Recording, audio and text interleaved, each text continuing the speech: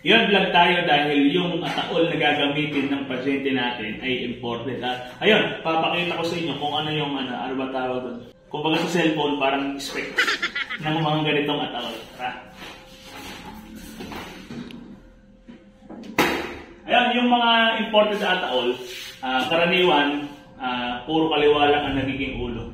Dahil talagang half lang yung naibubukas sa kanya. Pero meron din naman, kaya lang napakadalang nun na buo yung nagiging salamin. Kaibahan pa ng imported na ataol, hindi siya katulad ng mga ganitong ataol na gawang Pampanga. Kasi itong mga ganitong ataol, yung pinakahigaan niya, ano lang, dyaryo. Tapos kung hindi man tela yung pinakahigaan, tawag ito, plastic. Tayo, papakita ko sa inyo kung ano yung design ng mga ganitong imported ataol. Ayan, pakita natin. Ayan, pakita mo. Yung imported, may pinakahigaan siya. Ito, tela to na ano eh. Hindi lang tela to sa ibabaw ng ataol. Tapos ito, yung mismong higaan niya, foam yan. Ito, makikita nyo. Ayan, natatanggal ito. Ayan o. Tapos, yung pinakailalim niya, meron siyang pinakapatungan ng bed na to na pwede mong maiangat yung mismong higaan na yan. Papakita ko sa inyo kung paano siya inaangat. Ayan, papakita ko sa inyo kung paano inaangat yung ganitong klase ng ataol. Yung pinakahigaan ng inaangat. Ito ngayon yung ginagamit kapag iaangat na natin siya.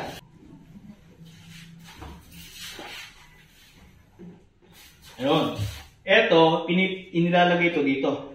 Tapos pipihitin natin ito ng malawag. Ayan, kung titingnan nyo mabuti, itong una, medyo aangat yan.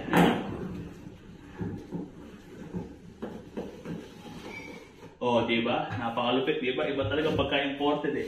At ayun, ipakita ko naman na sa inyo kung ano talaga yung kagandahan ng mga ganitong klase ng ataol o ng imported. At ayun, sisilid namin yung pasyente namin o ilalagay na namin sa ataol na to.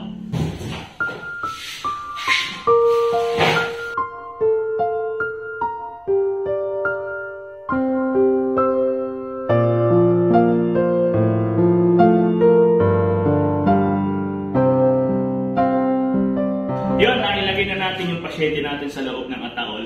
Ipapakita ko naman sa inyo kung paano nilalagay yung salamin at yung tela na to. Ito kasi nilalagay ito sa ibabaw din ng ataol. Ipapakita ko sa inyo kung paano talaga ang maayos na paglalagay nito. At ayun, pasensya na, ito yung paglalagay ko. Paraan na gagawin ko, ito ay ayon lang sa naging sariling opinion ko kung ano yung ikagaganda.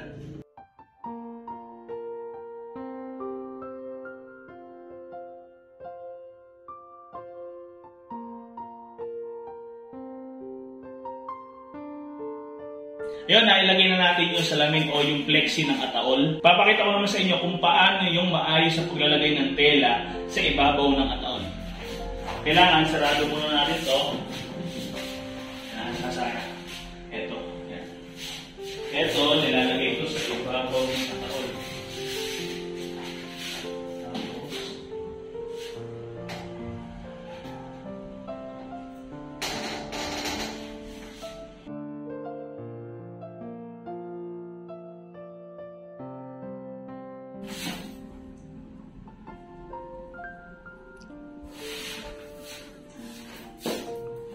Yun, ipapakita ko ngayon sa inyo kung paano yung naging kayarian dahil ito po ay naging sariling opinion ko dahil naging karanasan ko sa ibang mga imported na nakita ko na o nagamit na ng naging pasyente ko, mayroong mga kaibahan. At ayun, papakita ko sa inyo yung naging forma ng ginawa kong pag-aayos. Ito yung sinasabi ko sa inyo kakaibang diskarte na natutunan ko. Kasi po yung ibang nakikita ko mga nagsiservice ng imported. Ito, pasensya na sa mga nagsiservice din ng ganitong klase ng ataula. Ito kasi, yung pinakatela na to, yung iba ang ginagawa dyan, nakaladlad dito. May napansin kasi ko na imported na ataol, yung dulo ng tela na to, may pinakapakatan yan, saka ito. Ibig sabihin, kung may pakatan ito, saka itong dulo ng tela na to, ibig sabihin, dapat magkapantay yan. Di ba? Ang ginagawa ng iba, mas nakaladlad ito, tapos itong mismong kanto na ito, hindi siya nakaayon doon sa may kanto ng takip ng ataol. Kaya hindi nagiging maayos, hindi nagiging magandang tingnan. At ayun, pasensya na kung may matatamaan ako, pero opinion ko lang naman ito para sa ika-aayos ng mga nagiging service ninyo. Susunod na clip, yung paghahatid na nung binalsa mo natin. Well, it's been a while, and I've forgotten how good it could feel. Well, how good it feels here in this moment. I'm stuck here wondering if this is real, and if this is real, girl, go easy, easy on me. I've been here before, had my heart broken a number of times, and it took some time, but I got back to normal.